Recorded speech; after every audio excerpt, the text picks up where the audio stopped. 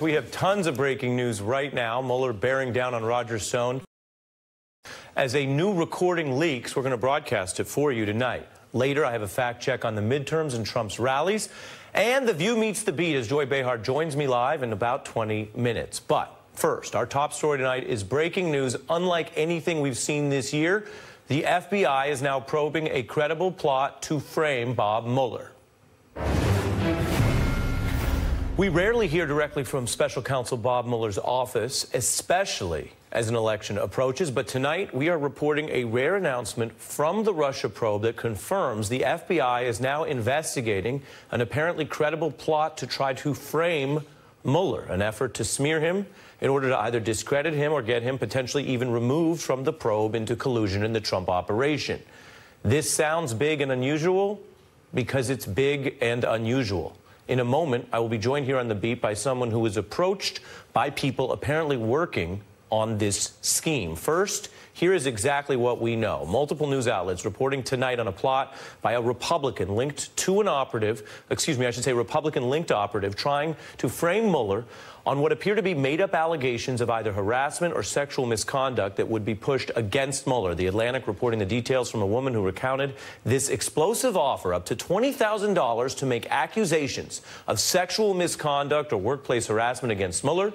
She says those would be false, and she also says a Republican activist named Jack Burkman offered to pay off, quote, all my credit card debt, plus bring me a check for $20,000 if I would do it. So far, she obviously is not doing that. And also, to cover any potential tracks, she says this offer came from someone refusing to use a normal phone line, but asking her instead to talk on an encrypted app to evade authorities. Quote, he said, I want you to make accusations of sexual misconduct and workplace harassment against Mueller, and I want you to sign a sworn affidavit to that effect.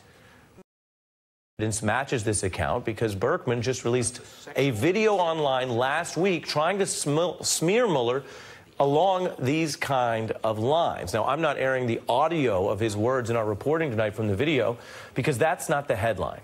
The headline tonight is that the smear plot itself is now under FBI investigation. That's brand new.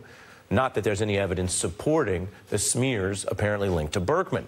And while the fallout from this quite strange story is obviously still reverberating because this is all brand new, legal experts and some White House veterans already noting that if the order of what I just told you had been reversed, if, for example, the world first learned about this kind of accusation in theory against Mueller before these leaks about its potentially illegal framing, well, it could have upended his career and the probe into the heart of the Trump presidency.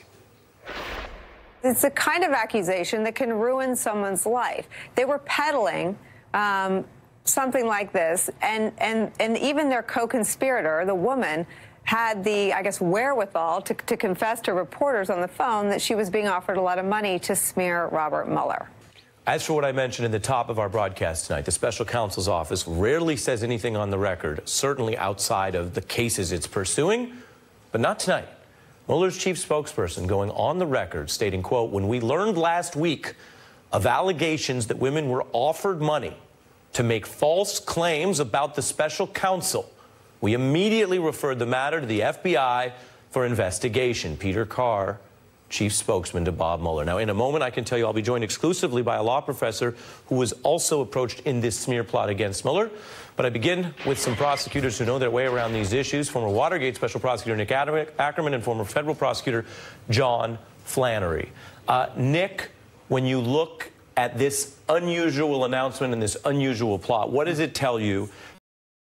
Mueller's office is speaking on the record and referring it to the FBI tonight. Well, I think this is very important for the public to know. I mean, this is a situation where everything has been thrown at Robert Mueller. They've tried to undermine him through the Congress. They've tried to undermine the Manafort jury deliberation. You had one juror even referring to the whole investigation as a witch hunt, copying basically what Giuliani and Trump have been saying. They have tried everything, so it does not surprise me that they would go to this length of trying to obstruct this entire investigation by going directly after Mueller. You said they. Tonight we're looking at this plot to make false smear sexual accusations against Bob Mueller. Who are they? Well, first of all, there's Burkman. There's the investigative firm that he's working for. Somebody's financing this. He is not doing this on his own. I mean, if you've got an FBI investigation, they're going to be looking at everybody that is involved in this plot. You worked in the Watergate investigation. There was a lot of talk there about money for political and counter-espionage efforts in the U.S. that looked sloppy, and the money led really high. Do you think that's something that the FBI is going to look at here? Oh, absolutely. I mean, this is exactly what's going on. This is like the end result of the meeting that occurred in Attorney General Mitchell's office at the beginning of this whole Watergate scandal, where they were looking at ways to try and undermine people, compromise people, and to create false stories. Let me bring in John Flannery. Does the conduct described here, it's a breaking story, there's much we don't know, and as I say, we're talking about one name on the record, this Republican-linked conspiracy theorist, but does the conduct described in these reports look to you like a potential crime? Yes, it does. I mean, the obvious is a continuation of the obstruction of the investigation.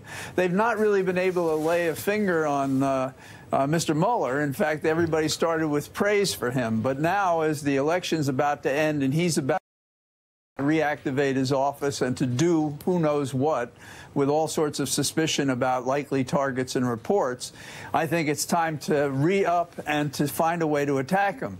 And there are provisions, both obviously you use the conspiracy code, and that could be overt acts, don't have to be crimes.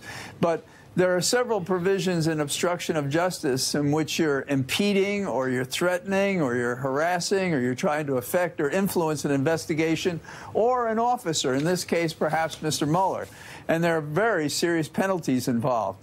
A lot of these people, if they've done this, and that's the hypothetical, the investigative hypothetical, did Berkman and others with sources of funds from whomever actually tried to influence the investigation by false attacks against the chief investigator, Mr. Mueller himself? And if so, that's big news. And who has $20,000 lying around to pursue this? Isn't just a conspiracy tweet as reported. Right. And well, I know also I don't know what her credit card debt is, and if there are women, as have been reported, that they want to look and see what women were affected in this, that's more than the one person that we've seen figured in today's releases and press. And it does seem to be linked back to Berkman having, in the sense that he's announcing on November the 1st, we're going to know what's happening. And in the past, he's offered $25,000 to anybody who give any dirt on the FBI in connection with this ongoing investigation. So he has a track record which makes him a highly suspicious character worth investigating by the FBI. Let me pull on the thread as promised the audience. John, stay with me. Nick Ackerman, thank you as always for joining us on a busy night. I have an exclusive right now. Vermont Law School professor Jennifer Taub says she was personally targeted as part of this plot. She says a man approached her offering to compensate her for this kind of dirt on Mueller. And Jennifer joins me now. Thanks for joining me tonight. I'm glad to be here. Thank you. I think you may have some information that is of interest to people as we pull on these threads. I'm going to start by reading what you've provided to our newsroom here at The Beat. October 22nd email, a man contacts you claiming to work for Surefire Intelligence and says, it's my understanding you may have had past encounters with Bob Mueller. I'd like to discuss these encounters with you. I believe a basic call, which I would compensate you for at whatever rate you see fit inside reason, would be a good place to start. Continuing this, he says, my organization's conducting an examination of Mueller's past. Tell me a decent method to contact you by telephone or signal, and a beginning rate to talk with you about all encounters you've had with Special Counsel Mueller. Goes on to say, we'd likewise pay you for any references that you may have and appreciate your discretion. It's very sensitive. What did you make of that inquiry? I found it really creepy, to be honest with you, and immediately upon reading it, I went on the internet to try to find a phone number or some other method to contact the special counsel's office, and all I could find was an email, so I immediately forwarded the email.